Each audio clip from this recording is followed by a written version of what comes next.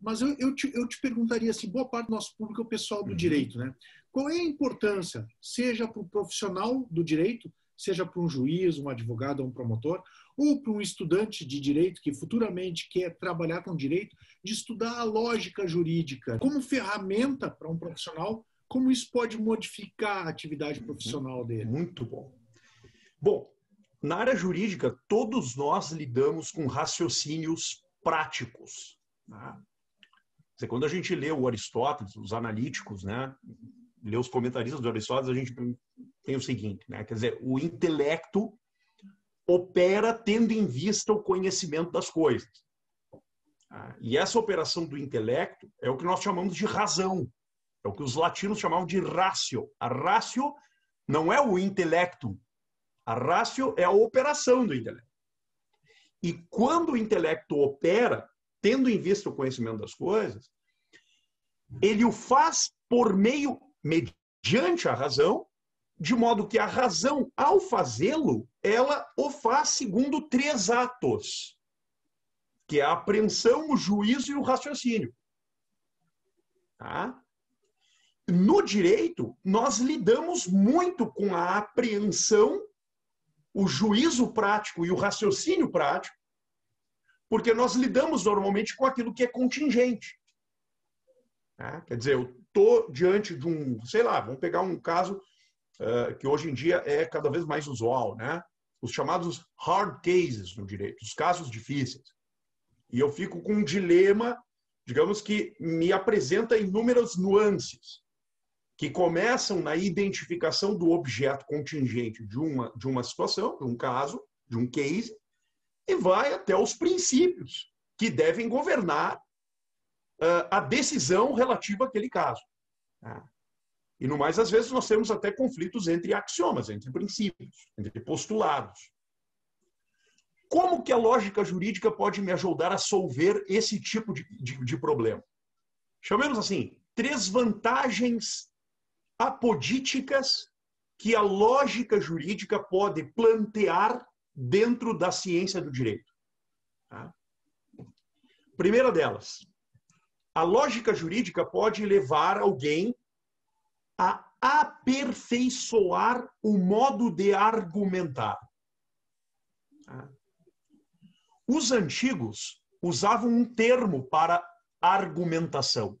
Eles chamavam isso de silogismos, da onde vem a palavra silogismo. Um silogismo é nada mais, nada menos do que o modo como, partindo dos princípios primeiros, nós tendemos a certas conclusões. Por exemplo, no campo da filosofia especulativa, nós partimos de certos princípios que são evidentes, usar aqui um jargão do Aristóteles, dos analíticos, partimos de certos princípios que são evidentes, por exemplo, o princípio de não contradição, o princípio de identidade, por exemplo, o princípio do terceiro excluído, o princípio da geometria analítica, de que o todo é maior que a parte, e daí por diante. Princípios que são, por assim dizer, indemonstráveis por si mesmos, e, ao modo desse silogismo, nós nos dirigimos às conclusões. Conclusões que podem, e aqui entra o aspecto próprio do direito, a vantagem, a primeira vantagem. Conclusões que podem ser ou certas ou prováveis. Serão certas na medida em que as conclusões forem necessárias dadas as premissas estabelecidas. É o caso, por exemplo, do silogismo normativo, do qual, por exemplo, tantos autores como o próprio McCormick falam, e não falam nada de novo, porque estão apenas pegando Aristóteles e colocando no século XX. Ou seja, tem uma premissa normativa, uma premissa fática e uma conclusão necessária dadas as 2 premissas. Por exemplo. Mas no direito, boa parte dos problemas com os quais nós lidamos não suscitam conclusões certas, necessárias e seguras. Suscitam conclusões que são, majoritariamente falando, prováveis e muitas delas verossímeis.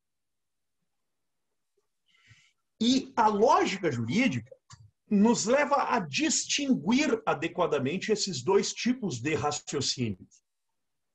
Os raciocínios que são, por assim dizer, demonstrativos, que são próprios dessa demonstração ao modo de silogismo, que nós conseguimos quando extraímos conclusões necessárias desde princípios, que são postulativos, ou outros tipos de raciocínios, que partem de certos lugares comuns, convenções, que não são princípios evidentes, são apenas princípios que são acordados na sociedade, numa comunidade uma comunidade de linguística, digamos assim, e partindo desses topoi, desses lugares comuns, nós chegamos a certas conclusões que são prováveis. E esse é o tipo de raciocínio padrão no direito. O que no século XX nós percebemos? Alguns autores tentaram sopesar esse grau, digamos, arbitrário que existe, ou discricionário que existe num raciocínio por probabilidade, que é um raciocínio tipicamente dialético, com certos requisitos formais, que foram como que adicionando critérios formais universais a princípios da argumentação jurídica, como fez o Alexis, como fez o McCormick, por exemplo, nas suas respectivas teorias da argumentação. Critério de universalidade, critério de coerência, critério de consistência, critério, por exemplo, da utilidade, que são as consequências dos resultados da argumentação empregada, e outros critérios que, embora favoreçam a uma formalização maior da argumentação, não são suficientemente capazes de tornar uma conclusão de natureza provável, né, necessária tal como ocorre nos raciocínios especulativos padrão, tá, da lógica demonstrativa. Na área do direito, portanto, uma primeira vantagem é a de estabelecer essas diferenças.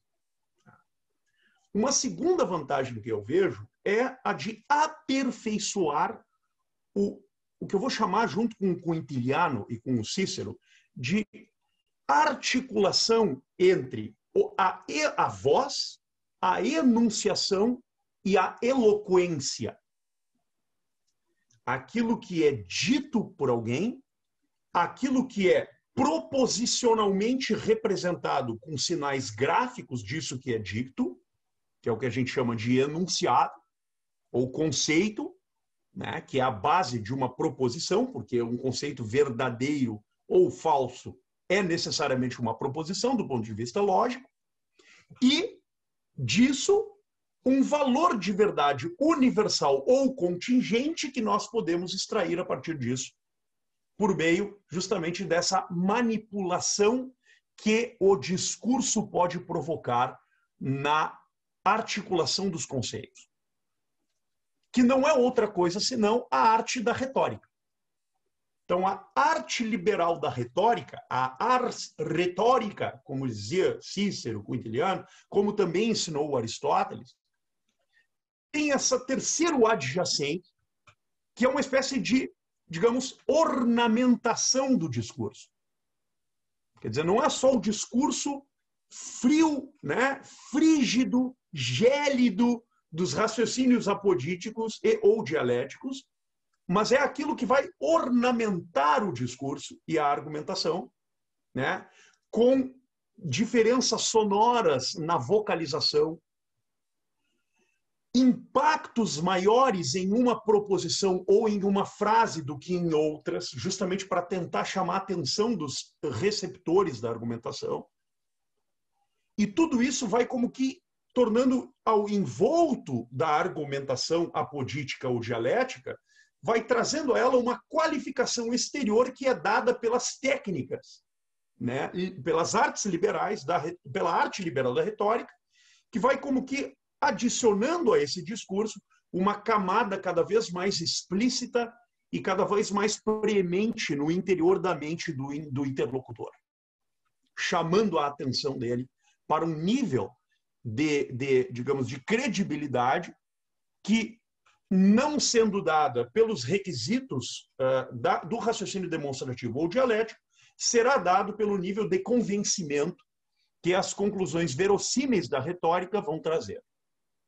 A lógica jurídica, como é uma área abrangente, ela também se dedica a estudar o entimema, que é digamos assim, o silogismo próprio da retórica, que é quando nós passamos de uma única premissa às conclusões, conferindo a essas conclusões um caráter de verossimilhança. Tá? A lógica jurídica vai ajudar a dilucidar a retórica e a verificar se a retórica cai ou não cai nos elencos sofísticos, que é o próprio da falácia. Então, a lógica jurídica, porque estuda e se dedica à atenção que deve ser dada aos raciocínios, também vai levar alguém a atentar para o que há de precariedade e patologia em uma argumentação que a faz padecer disso que o Aristóteles chamou de elencos sofísticos, né? Ou falácias, ou refutações sofísticas, que é a melhor tradução da palavra elenco sofístico.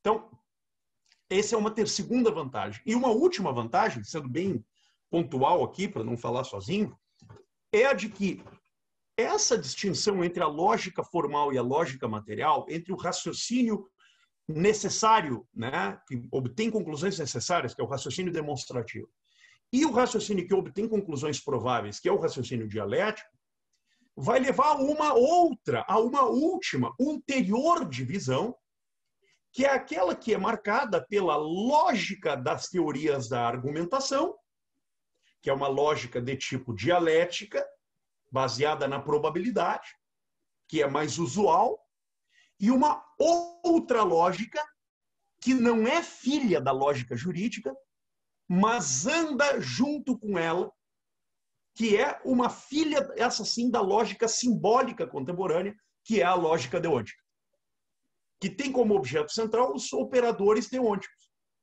A obrigação, a proibição, a permissão em sentido forte e a permissão em sentido fraco. De uma maneira bem prática, né? É que você leva isso para um outro expoente em virtude da profundidade que você domina esse tema, né?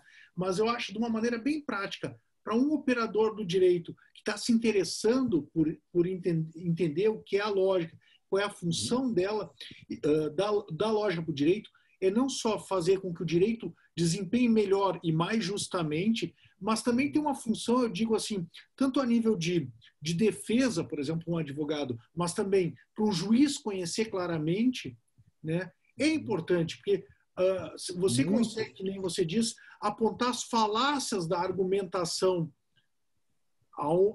Quando a argumentação é correta, você consegue, a partir dessas ferramentas lógicas, identificar que é uma argumentação correta, mas quando é uma argumentação que é falaciosa, que nos leva ao erro, você consegue...